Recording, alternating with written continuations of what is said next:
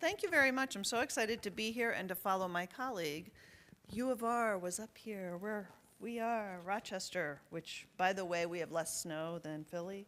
So, I don't know what all the complaints were about. So, really excited to be here. My goal today is, first, to tell you I have nothing to disclose, and second, to really engage you in thinking about this issue of separate versus integrated, and I'm going to talk more about that.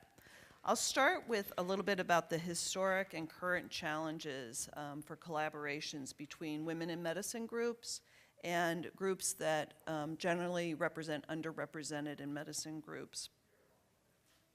I want to talk a little bit about ways to leverage what are overlapping goals of what I would consider both underrepresented in medicine and underrepresented in leadership groups, and talk a little bit how my office at the University of Rochester has evolved and why I actually am an advocate, at least in our system, for an integrated model. And my goal really is not to convince you one way or another, but simply to give you some food for thought and consider how this may impact you in various ways over the course of your career. So first, way too many words. For those of you who will be giving talks in your future career, never do a slide like this, where you have too many words. But the bottom line here, and the references are where you really should go, is that there is a parallel and similar history of women in medicine, and particularly African American and underrepresented groups in medicine in terms of the historical significance and trajectory. And for women in medicine, we all know Elizabeth Blackwell was the first female physician to graduate from a US school in Geneva Medical College, which is about 40 minutes from Rochester. So again, Rochester, everybody come to Rochester.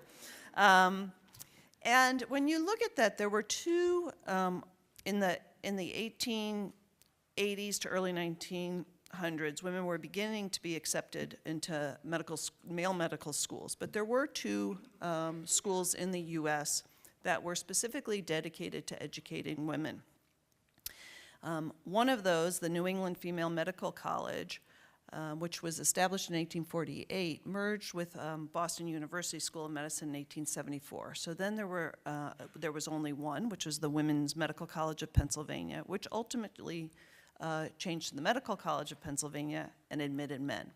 So there were specific schools for women that have since disappeared.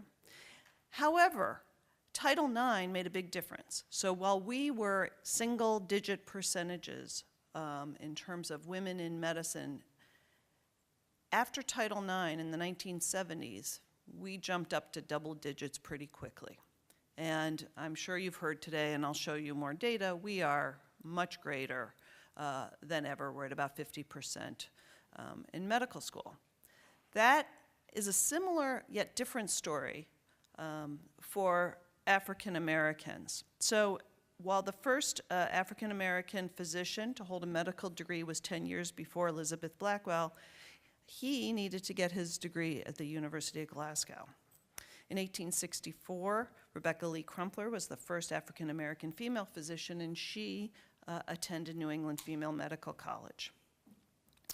For those of you who know the history around the AMA creating the Council on Medical Education and the Flexner Report, the Flexner Report really structured what the requirements around medical schools. And by doing that, it impacted medical schools, particularly the 14 historically black medical schools, which then the majority of them closed over time, and only two remained, Howard and Meharry. And since then, two more have come along, Charles R. Drew, University of Medicine and Science, and Morehouse Medical College. But as you can see, there are very similarities. However, when you look at percentages, it's a very different story. As I said, in 2017, women are over 50% of entering medical students. But as you can see from this slide, and this data comes from the AAMC, those who self-identify as Black or Hispanic medical school graduates together are only 11% versus 47% of women. So some of the histories may have been the same, but in many ways, the challenges remain greater for different groups. And so I think this is an important concept for us to think about as we think about our histories. I put this slide because I always have to put this slide because I think it's an important slide if you are looking not just at who goes into medicine, but who are your professors, who are your teachers, who are the people in leadership, and you'll see that the percentages decline for women over the course of people's careers, and that is true for underrepresented in medicine groups as well. So separate versus combined, or separate versus integrated, whatever words you want to use, different schools, and I just got these from the websites, to see if there are offices for women in medicine and science, and historically there were many offices for women in medicine and science, and offices for diversity and inclusion. And some organizations have both. Some lump everything under an office for diversity and inclusion, and you can't find an office for women. And I'm going to say today that there are pros and cons to both models. And every organization is different and needs to consider their own culture and climate, but I wanted just to walk through these with you. And I don't know if these are still, I think that many places are evolving in different ways as we move forward and understand the needs of academic medicine. So if you think about the positives of having separate offices in a medical school, what would they be? Well, I think they allow for a focus, they allow for a visibility of a particular group's needs, they allow for a clarity of the mission of that office, and they allow for targeted interventions and targeted fundraising. On the other side, if you have an office that has an umbrella of diversity and inclusion and combines all groups, it allows you to more easily identify and target intersectionality, those multiple identities that people have. It allows us to be inclusive of many groups, and many groups that you may not have even considered. It allows us to leverage commonalities, develop allies among groups, raise one another up, and allows for broad funding opportunities. There are challenges as well in both of these models. When you have separate offices, you exclude some groups. You don't attend to the intersectionalities as much.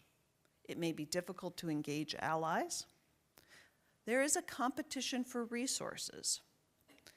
And there may be a redundancy. And as you'll see, some of the common themes for all groups, if you're talking about it here and talking about it here and doing an intervention here and doing an intervention here, again, that may go back to resources and ability to leverage opportunities. However, when you have a combined office, an office for diversity and inclusion, there may be a diffuse message. People may feel left out themselves even within that. There may be a dialogue about, well, what is considered diverse? Who does this include? There's always a competition for resources, but when you have one budget potentially rather than two, that competition may be even more challenging. And you may not target the interventions as well. So, this is my extended family, and I'm going to tell you why I'm an advocate, at least in my institution, for an office that is, as you heard, my title is Senior Associate Dean and Associate Vice President for Inclusion and Culture Development. And that came out of an evolution, and I'd just like to show you a little bit of the evolution of my office. When I came onto the faculty in 1999, we had a committee called WISDOM, Women in Science, Dentistry, and Medicine. Great name, great committee, no funds, no power, a lot of conversation. And great people, it was very energetic. I personally got frustrated because I like to see action. And then in 2006, our dean dismantled that committee and put together an office for faculty development women and diversity, and specifically said that. That was an associate dean position. When I came into the position in 2011, we reviewed everything and made it an office for diversity. And my title was senior associate dean. One of the eye-opening experiences for me was when people said, do you deal with issues for women in medicine now that you're an office for diversity? Because for many people, diversity equaled race and ethnicity. I thought of it very broadly. So when my office expanded to include the whole medical center, which is a huge job, we decided to really change the name to be around the culture and the climate and the inclusion of everyone. So I haven't had those questions anymore, and part of it is what you do with that work, and I'll talk a little bit about that as well. So in this work, I've learned a lot. I'm a psychiatrist, peds, OB, all of that, those are secondary appointments.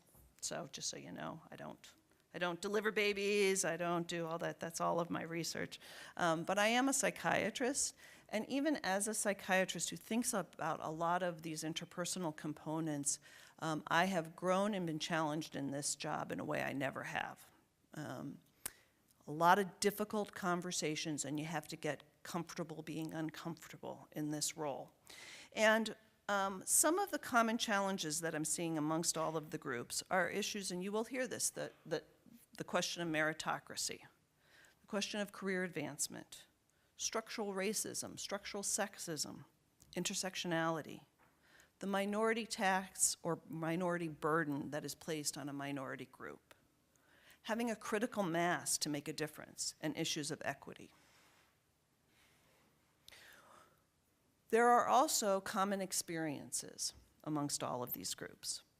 We just heard about male privilege. There's also white privilege. There's Christian privilege. There's a lot of different privileges in our society.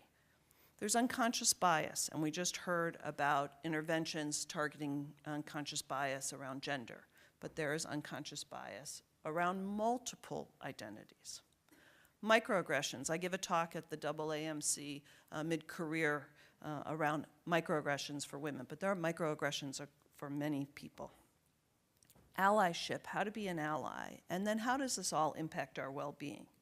While the specifics may be different for different groups, the underlying concepts and the impact are very similar. So what are some of the impacts on culture and climate? You can replace women or underrepresented in medicine groups in each of these topics. If you don't have people on search committees, it impacts who the applicant pool is. It impacts who your final candidates are. If you don't have these groups on your finance committees, your power committees, it impacts those decisions. If we don't have women and those from underrepresented groups in leadership, we don't have role models. People can't see themselves.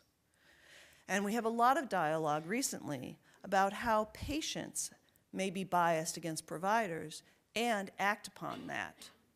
And therefore, we need to think about that as well. With that, I want to say another learning point that I have had is that when we focus broadly on people's needs, but we target an intervention or target an issue that's brought by a particular group, often we raise what is needed for multiple groups that we would never have thought about. I have spent more time in the last 2 years on bathroom committees because, yes, believe it or not, the number of people around a table talking about bathrooms in our organizations now is huge, as it should be, because our transgender colleagues, friends, families, patients do not always feel safe in the bathrooms that we have historically. So in our organization, we changed many of our single-stall bathrooms to all-gender restrooms. In doing that, I have heard from many people of all sorts how great that is. So this idea that it was going to help one group really rolled out to everyone. Similarly, we used to talk about maternity leave. We now talk about parental or family leave and think about how that can help many different families and how that can impact men and women. I talked a little bit about unconscious bias training. That can impact multiple groups to understand that. and disability accommodations. In Rochester, we have one of the largest per capita deaf populations in the country. So closed captioning is very important, but that can be very important for many communities. So to me, by being broad, I am including people that I didn't even know needed my help by helping one group raise up. And finally, we are here at AMWA focused on the needs of women. And I want to be clear that I'm not saying there shouldn't be organizations or affinity groups or targeted career development for particular groups. I'm saying we need both. We need overarching diversity and inclusion initiatives that leverage and work together, but we also need to continue our specifics. And in my office, I have career development opportunities for women. I send people to the AAMC, both the women career development opportunities and the minority career development opportunities. I have an LGBT faculty advisory committee. I have a women faculty advisory committee because everybody brings a different perspective. But my job is to think about all of those perspectives and to make sure we're attending to them. So I will say to you, I don't think it's an either or, I think it's an and. And again, since I'm trying to convince you all to come to Rochester, I don't know how many of you know that Susan B. Anthony and Frederick Douglass are in Rochester. They are not alive, believe it or not, but they are there. There's a lot of history in Rochester. And the reason I bring this to you is recently there was actually a play that looked at the relationship between Susan B. Anthony and Frederick Douglass. And while they were fast friends at the end of their lives, there was a lot of challenge during their lives because each were advocating for rights. And I think that these quotes, to me, bring it all home. So I'm just going to read them to you. All that distinguishes man as an intelligent and accountable being is equally true of woman. And if that government is only just which governs by the free consent of the governed, there can be no reason in the world for denying to woman the exercise of the elective franchise or a hand in making and administering the laws of the land. Frederick Douglass said that. And Susan B. Anthony recalled that Frederick Douglass was the only man who came to their convention and stood with them. And from that day until the day of his death, Frederick Douglass was an honorary member of the National Women's Suffrage Association. In all our conversations, he was the honored guest who sat on our platform and spoke in our gatherings. So I would say to succeed, these are mine, 2 of my 4, we must embrace all aspects of diversity and inclusion. Think broadly, think locally, but work together to leverage all that we have and really improve everybody's lot within academic medicine. So I think I'm out of time. Perfect. Okay, thank you so much.